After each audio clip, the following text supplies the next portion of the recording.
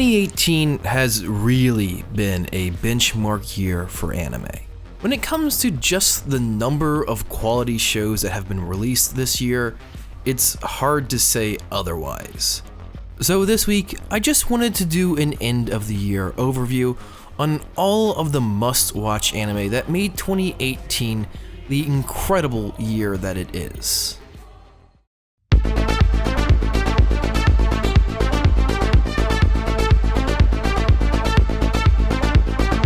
Devilman Crybaby came out January of this year and was immediately argued to be potentially the best anime of the year. And usually that's just because of the crazy hype that comes with the first good anime of 2018.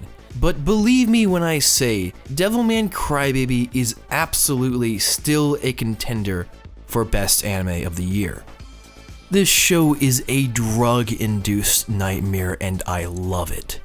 Devilman Crybaby uses this half psychedelic, half simplistic art style to make it stand out while also helping it tell this absolutely ludicrous story. And this is all gorgeously built upon by this soundtrack. It's extremely pronounced and has a sort of synth-heavy style that just meshes perfectly with the art and narrative. Not to mention, there are just so many incredible tracks that it feels like you're being pulled in more and more with every new song.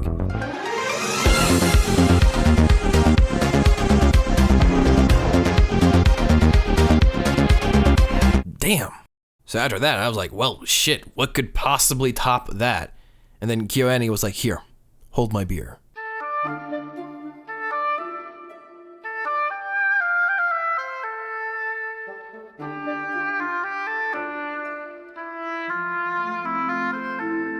If Devilman Crybaby was a mastery of a psychedelic and dark narrative, then Violet Evergarden is a mastery of a pure and clean narrative. Violet Evergarden may just be the most technically impressive televised anime to date. Just some of the scenes in here make some anime movies look like they really need to step up their game. But Violet Evergarden is more than just pretty. The show is a deep and philosophical exploration of the meaning of love, all told through a child of war, no less. It's depressing at times, but it's a beautiful narrative that continues to push the boundaries and isn't afraid of asking some difficult questions. It's all accompanied by this gorgeous soundtrack. Most of the tracks use almost all classical instruments, from pianos to violins to flutes. It's this clean and simple sound, but every track is unique and powerful.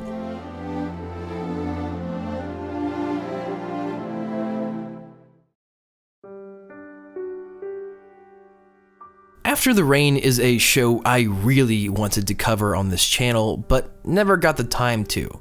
At first, it's a little easy to get turned away from because of its subject matter. That being a young high school girl being in love with a middle-aged man. But it's actually handled with a lot of care and taken seriously. This subject matter is merely used as a jumping off point to talk about passion and how to rekindle it. I feel like a lot of people overlook the show because of this, which kinda sucks because it has some powerful messages to say. Darling in the Franxx also came out this year. Yeah. I have to admit, it's the first mech anime to get me interested in the genre in a long time, but the show just falls apart horribly by the end, ruining any meaning it had earlier, which is unfortunate because at first I felt as though this show really did have something profound to say about what makes us human. And instead, its answer was simply, don't be an alien. Jesus fucking Christ, that show.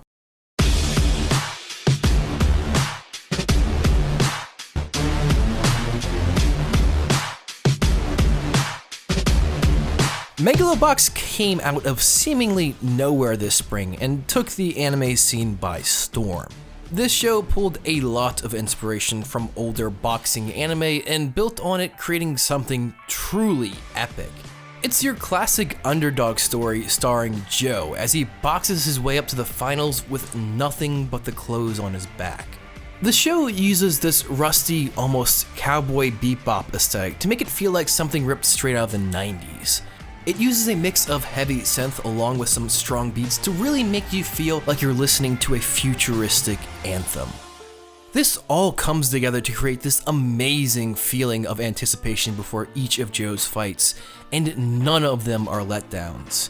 Each fight is this crazy festival of Joe almost dying, with every odd stacked against him, and you can't stop cheering when he manages to pull off the win.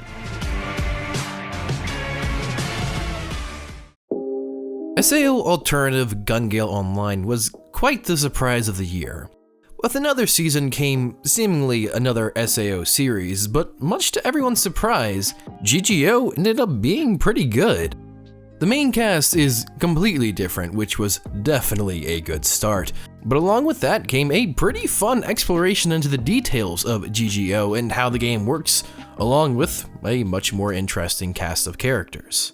Hinamatsuri was another must-watch show of the spring season, and for good reason. The show is a pretty unorthodox comedy, following two girls with telekinetic powers that are then taken in by a Yakuza member and the homeless.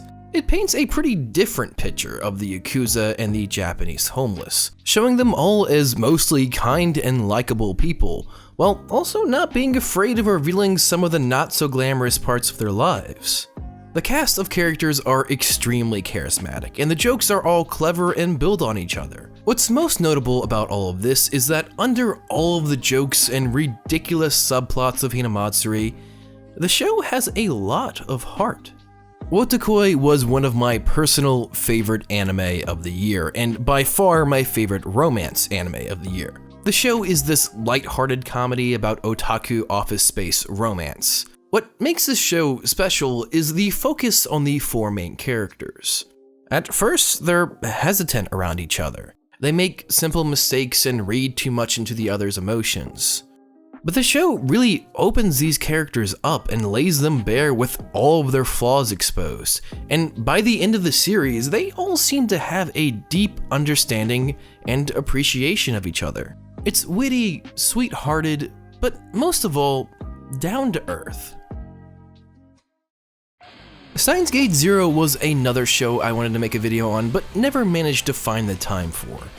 It's a prequel, sort of, to the original Steins Gate that gives us a better look into the insane amounts of sacrifices everyone had to give up to save the world. It's a solid show that I don't personally consider to be better than the original, but it's still definitely worth a watch.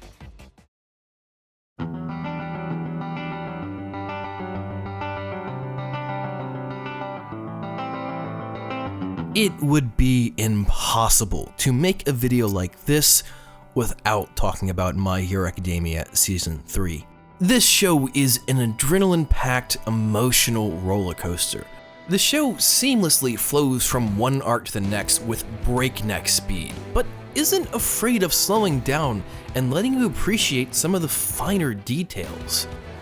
The soundtrack is another highlight to this show. It's got this pop electronic feel from Midoriya and the other students of 1A, and you can feel their excitement in the air as they fight to become heroes.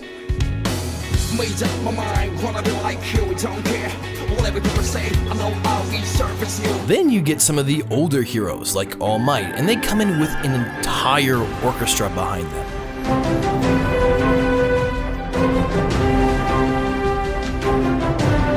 Then finally, you get the villains with these eerie symphonies that just make your hair stand on end.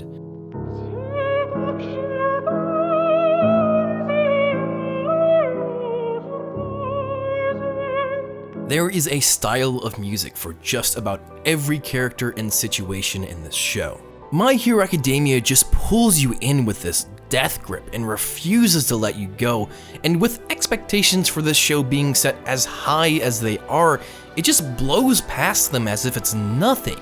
It may be the most overhyped anime of the year, but in all honesty, it lives up to every second of it.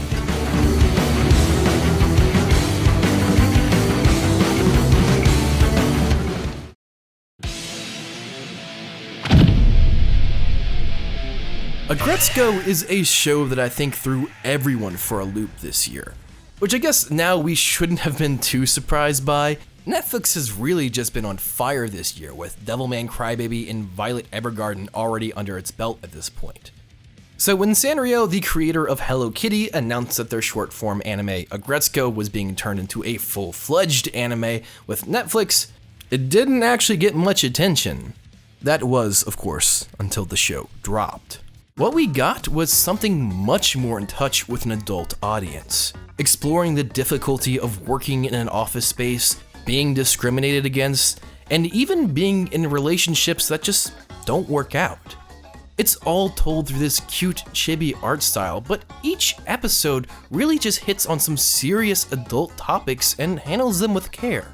This show is also a comedy, and most of the jokes are funny, less so because of the punchlines, and more so because we've all been there. Needless to say, the wave of love that followed this show was definitely well deserved. Overlord 3 was another show that was really strong this year. Actually, the second season of this show came out earlier this year, but fell kind of short for me. But Overlord 3 was really a solid return to form. The show returns back to mostly Ain's perspective and his eventual goal for world domination, which I think is the strongest part of the show. It's just a blast to see him fumble with some of his plans, despite everyone around him being so deadpan. It's probably the best mix of power fantasy and comedy out there. Grand Blue is what I consider to be the best comedy anime of the year. Just something really personally resonates with me when I see these characters violently bully each other into horrible situations and call it friendship. Maybe it's a sign that I need to reevaluate my own friends. Just kidding, I love you guys. The jokes are all incredibly well paced out and constantly stack on top of each other and evolve over the episodes. It's all made funnier as we laugh at a cast of truly detestable but still somewhat endearing characters. I know I just contradicted myself there, but you just kinda need to watch it to understand what I mean.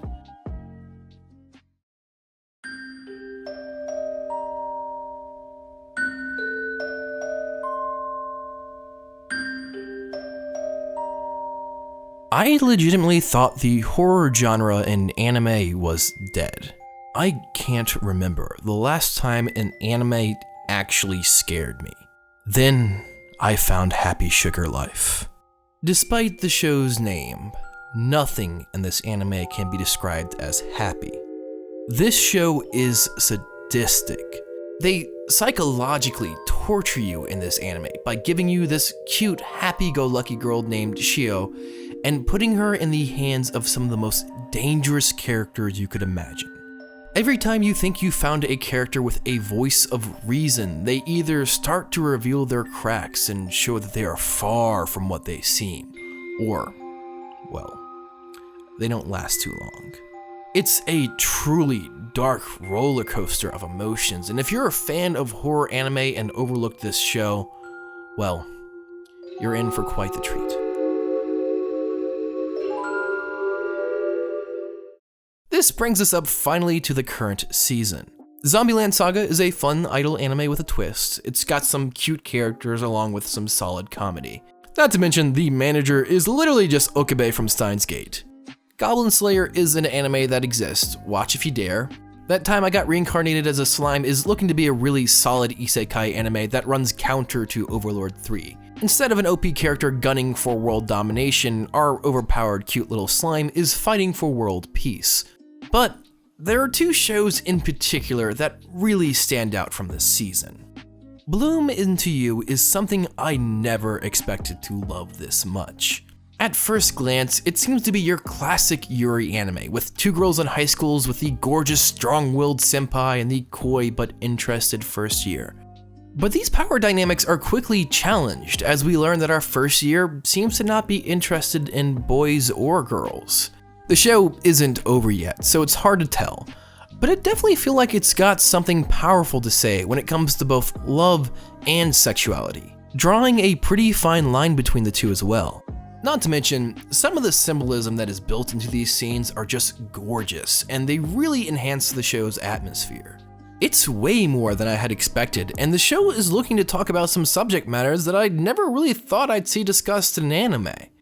Tsurune is KyoAni's newest original property, which, may I say, this studio has been on top of its game this year, dropping both Liz and the Bluebird and Violet Evergarden earlier this year.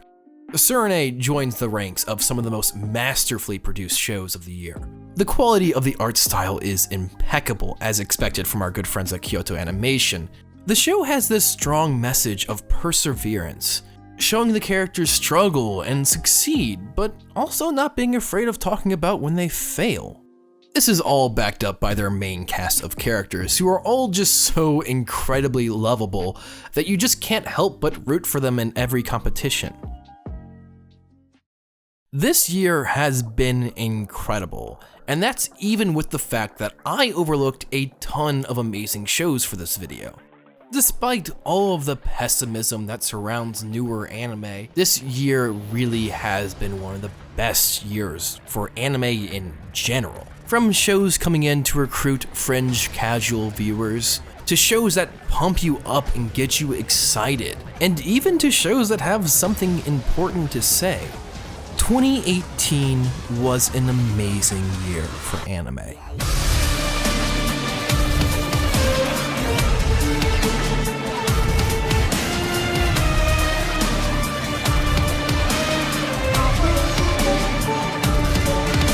Thank you guys so much for watching this week's video. If you liked it, maybe consider subscribing. I make anime related content once a week on this channel. Holy shit, this was way longer than I had ever intended it to be. This is by far the longest video I have ever made on this channel. I originally thought I could get everything I wanted to talk about into 9 or 10 minutes, and I think we're hitting the 17-minute mark with this one. So sorry about that. But then again, I think that just further backs up my point that this year has been amazing for anime. A huge thank you to my patrons, you guys are my heroes. Speaking of which, if you're interested in seeing how I edit, chatting with me, or simply supporting the channel, feel free to subscribe to me on Patreon. Make sure you guys share, like, comment, and subscribe.